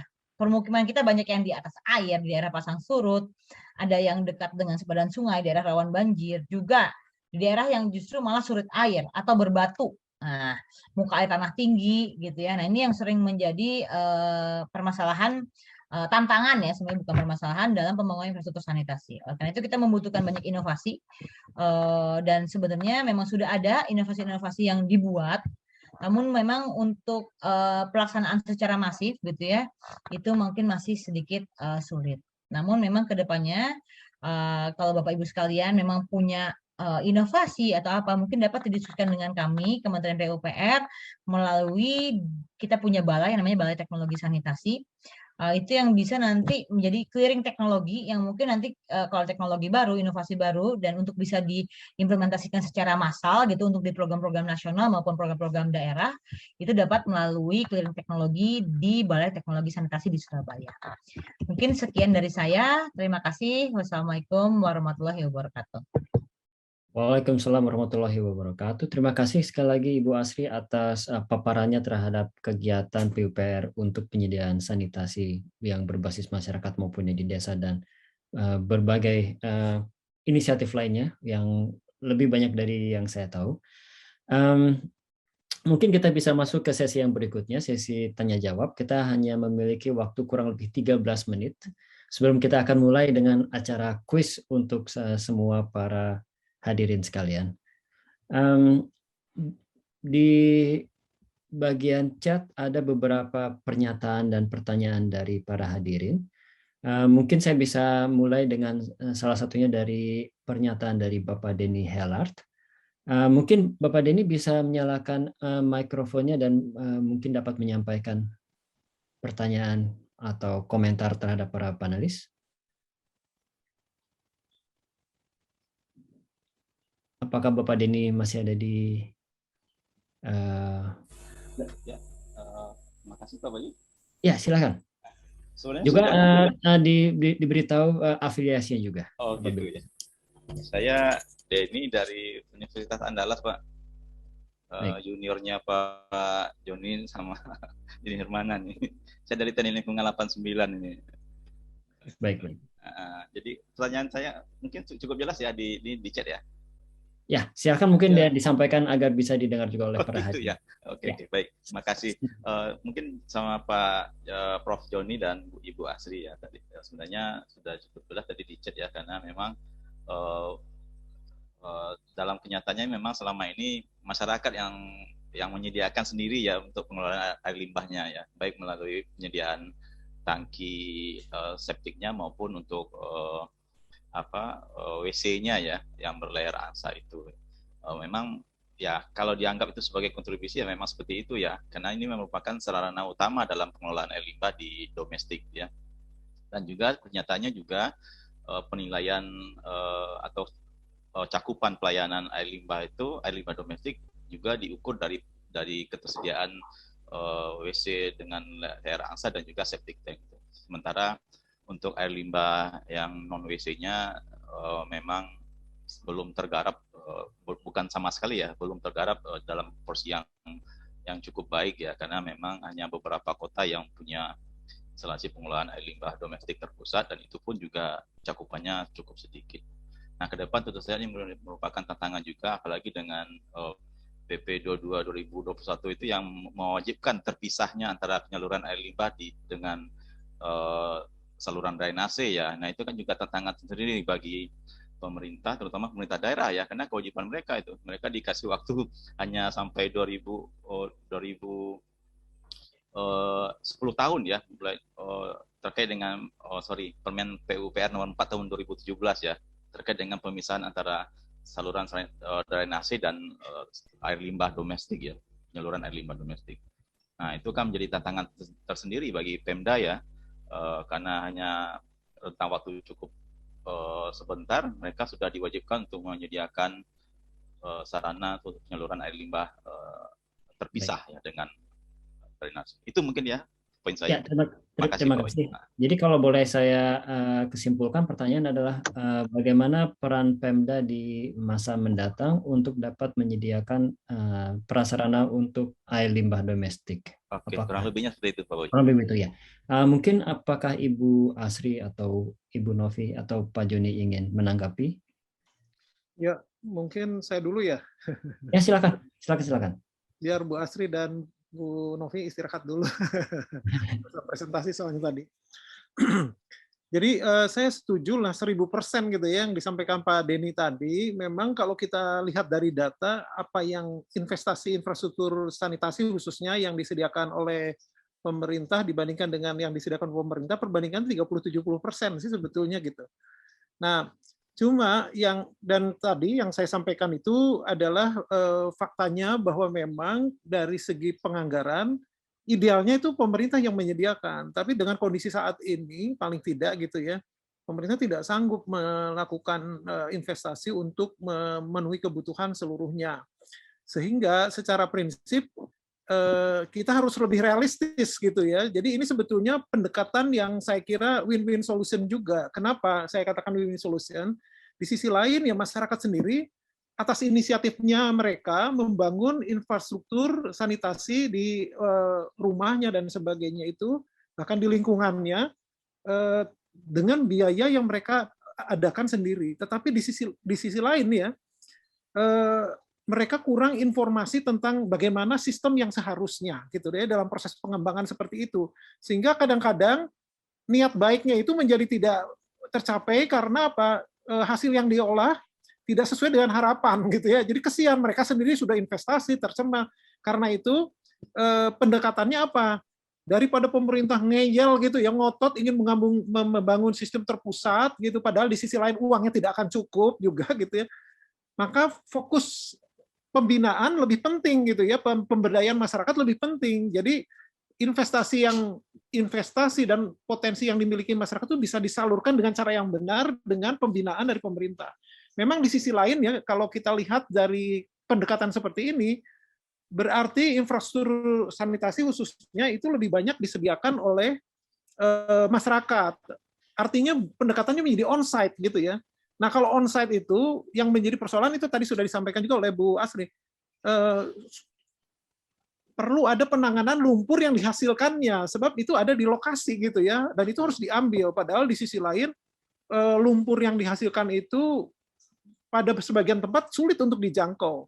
Nah, jadi PR selanjutnya dari pemerintah itu sebetulnya adalah ketika sudah mengencourage masyarakat untuk membangun sistem mereka sendiri secara on-site, maka kewajiban pemerintah untuk memberdayakan mereka juga dalam hal, atau katakanlah memberdayakan masyarakat pemerintahnya sendiri dalam mengelola limbah yang dihasilkan, lumpur yang dihasilkan dari hasil proses pengolahan on-site tadi. Nah, kami di ITS di Surabaya sudah kerjasama dengan USAID program IWAS ya, itu membuat sistem pengelolaan lumpur setempat gitu ya. Jadi lumpur yang dihasilkan dari proses pengolahan setempat itu diolah di tempat sama gitu ya. Nah, nanti mungkin suatu saat kita akan mengundang dari PU juga untuk memperlihatkan hasilnya gitu ya. Karena kerjasama itu baru selesai akhir tahun ini. Terus yang kedua juga tentang masalah tadi disampaikan oleh Pak Denny itu tentang masalah pengolahan untuk grey water-nya gitu ya, seolah-olah tadi juga Ibu Astri juga mengatakan dibuang gitu ke got sehingga menimbulkan masalah tersendiri karena nyamuk tumbuh di situ dan sebagainya. Kami juga di Surabaya sudah pernah pernah membuat dan sudah berlangsung dan dibangun di banyak tempat, lebih dari hampir 100 tempat gitu ya, mengolah grey water itu menjadi air bersih, bukan air minum ya tentunya, air bersih yang pada prinsipnya bisa dimanfaatkan kembali untuk keperluan siram-siram dan seterusnya. Jadi hal-hal seperti itu memang kita coba lakukan dalam upaya memberi solusi kepada masyarakat yang secara prinsip mereka mau sebetulnya diajak berinvestasi ya, tetapi tidak tahu bagaimana teknologinya, bagaimana cara menerapkannya. Nah, itu yang mau kita coba jembatani ya, supaya tidak salah arah. Kesian juga kalau investasi sudah banyak tapi tidak memenuhi baku mutu. Jadi intinya itu yang ingin saya sampaikan. Terima kasih. Terima kasih ya Profesor Joni atas tanggapannya. Mungkin ada tanggapan singkat dari Ibu Asri? Ya, mungkin sedikit ya Pak ya. Jadi memang kalau bicara Pak Denny, kalau kita bicara terkait sanitasi gitu ya, memang tumpuannya masih di pemilik rumah sejujurnya gitu ya. Kalau kita mungkin bicara data gitu ya, secara angka apakah terlihat gitu ya.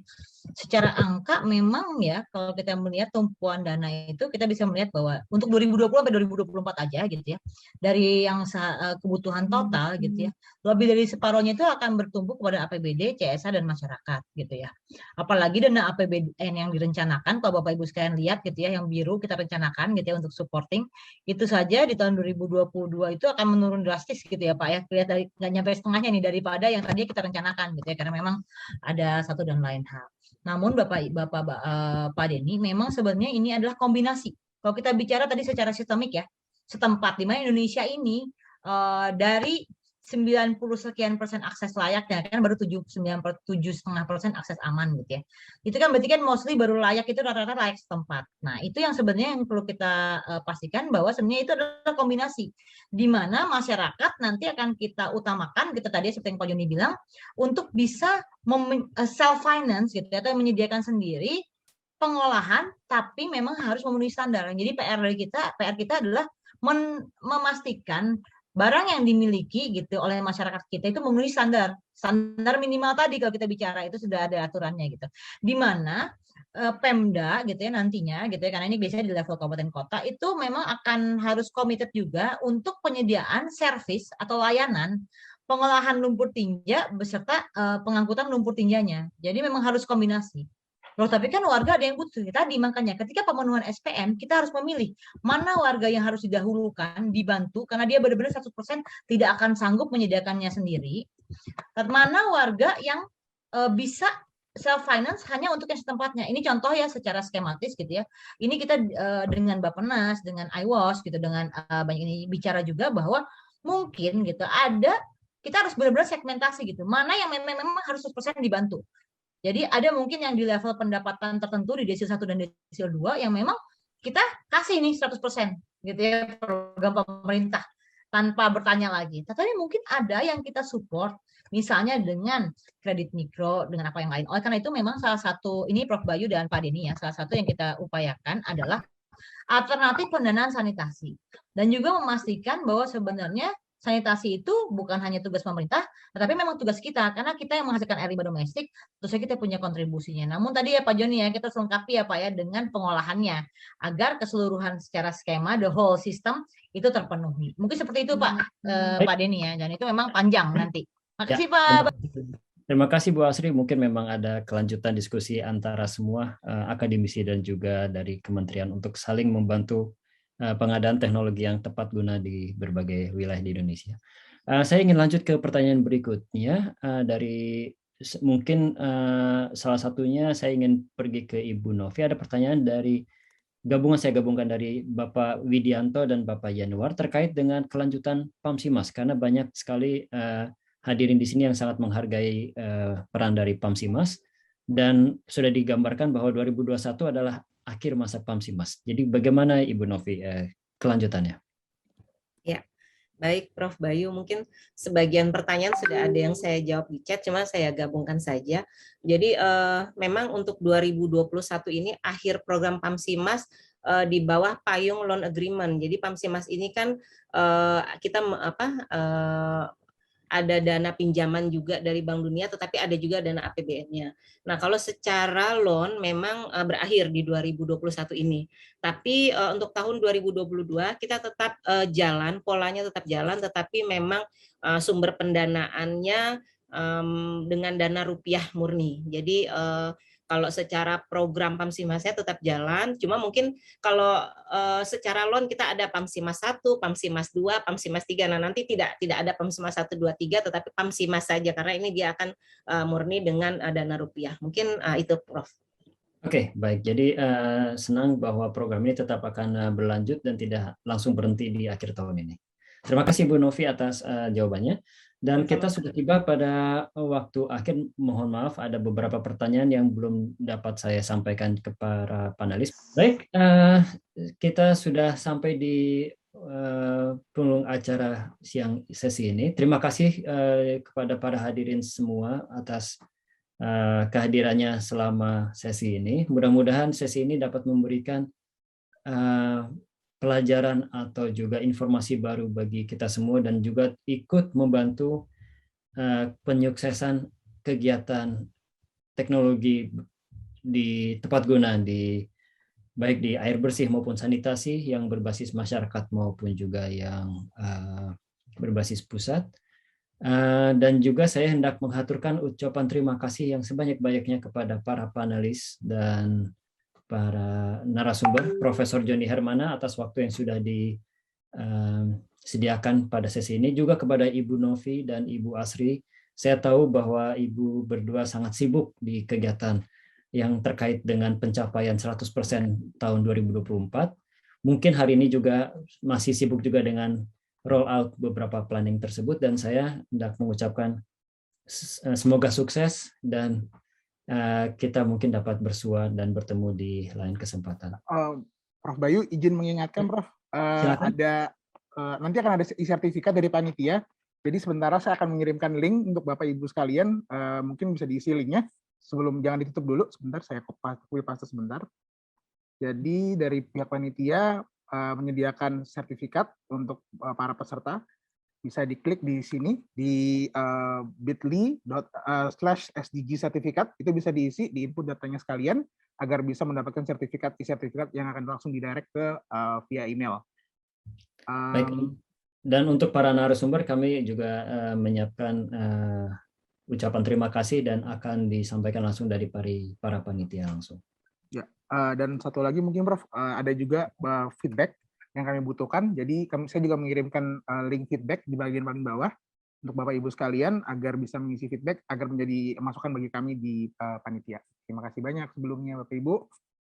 Baik, terima kasih Thomas atas bantuannya sepanjang sesi ini, dan saya ucapkan selamat sore semuanya, selamat berakhir pekan. Wassalamualaikum warahmatullahi wabarakatuh.